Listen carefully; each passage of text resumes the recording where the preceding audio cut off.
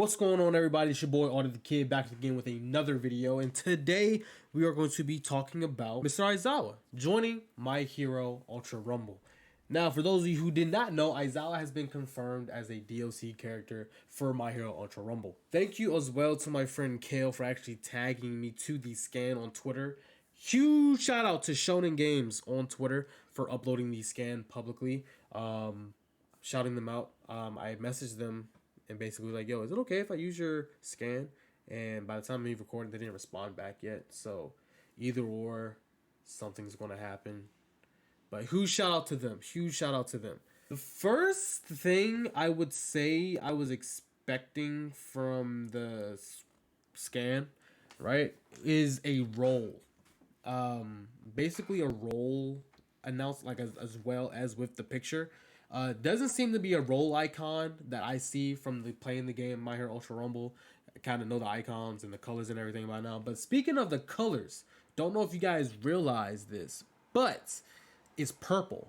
Aizawa has kind of a green, a purple background, right? He has a purple like ish thing going on, right? But purple in My Hero Ultra Rumble is referred to as the technical characters like Dabi or Toga. Only reason I suspected purple was honestly because of me playing Shinobi Striker for too long. I associated each color with a role, and like in the scans for Shinobi Striker as well, you would see the icons in the scan, but you don't see it here. So I started thinking a little bit too much. Also means this would be the first this would be our first opportunity in My Hero Ultra Rumble to have a full team of technical players. Also meaning that increased technical players increases the reload cooldown effects of basically all of the abilities in the game. Now, Aizawa does seem interesting. I will say he does seem really, really interesting. But only one of his abilities off rip looks like he's using his erasure eyes. But one thing at a time. One thing at a time. His quirk skill Alpha, which is binded to R2 on the PlayStation, looks to be him simply keeping an enemy binded with his binding cloth, either to keep them still or maybe swing them around.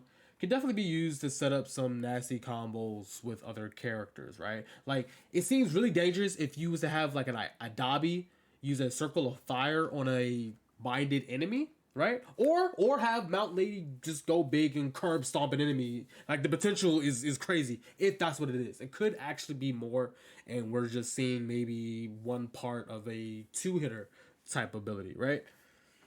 His quirk skill Beta, which is linked to R1 on the PlayStation, seems to be him possibly launching himself at an enemy with his binding cloth.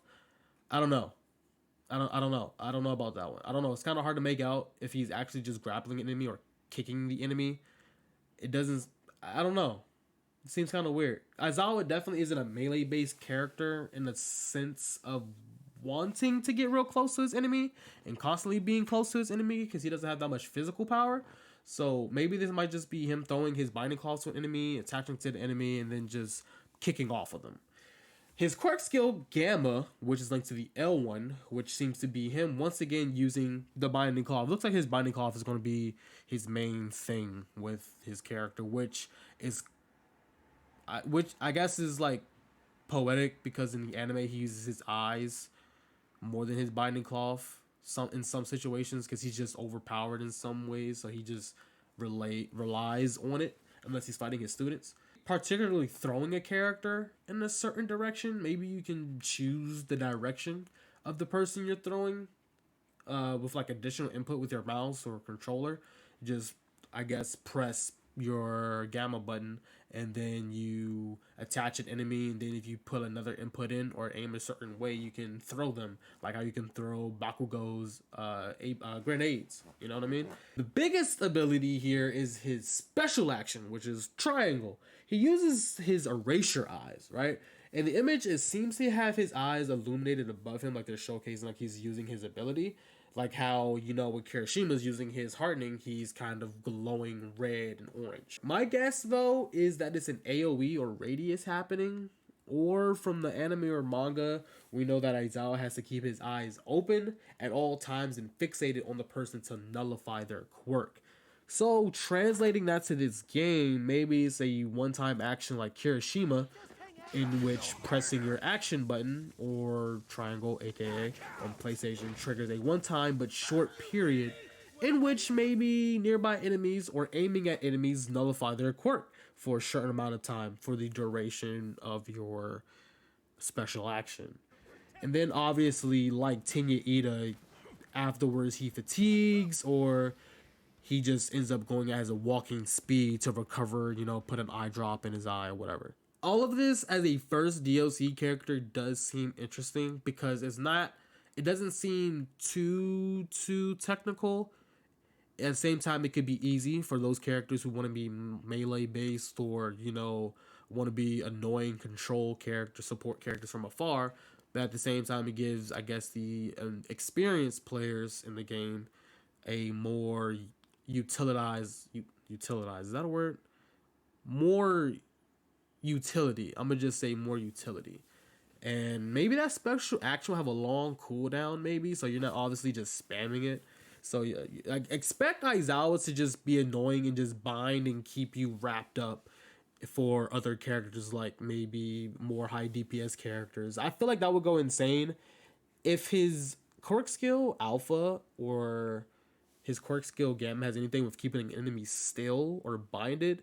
If you have a really good Bakugo and Bakugo who knows how to aim, those AP shots can be pretty disgusting on somebody who can't move. But that is basically the rest. And that's basically it for the Aizawa DLC scans. Not really much. We don't know much, obviously. And release date, I do not see a release date translated on this at all.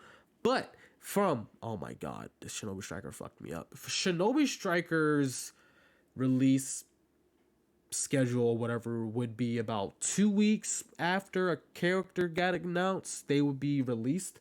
So we already knew from the release date gameplay that, well, the release date trailer, that Aizawa was going to be introduced into My Hero Ultra Rumble.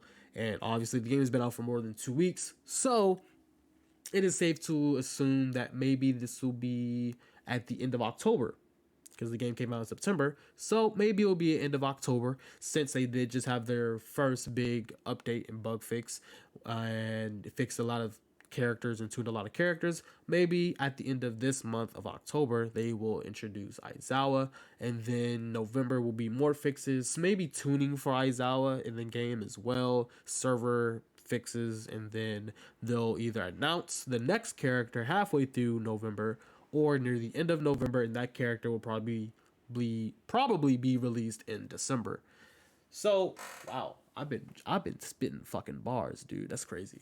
That was basically it, ladies and gentlemen, heroes and villains. Thank you everybody for tuning in for this video, and my name has been Alder the Kid. Thank you all for tuning in. See you in the next one, because I am actually going to start recording for my next video. So trying to pump out a lot of videos or get a lot of stuff recorded this week, and I'm gonna check my time recording it and editing it. And what can I say? Thank you everybody for tuning in. Peace out.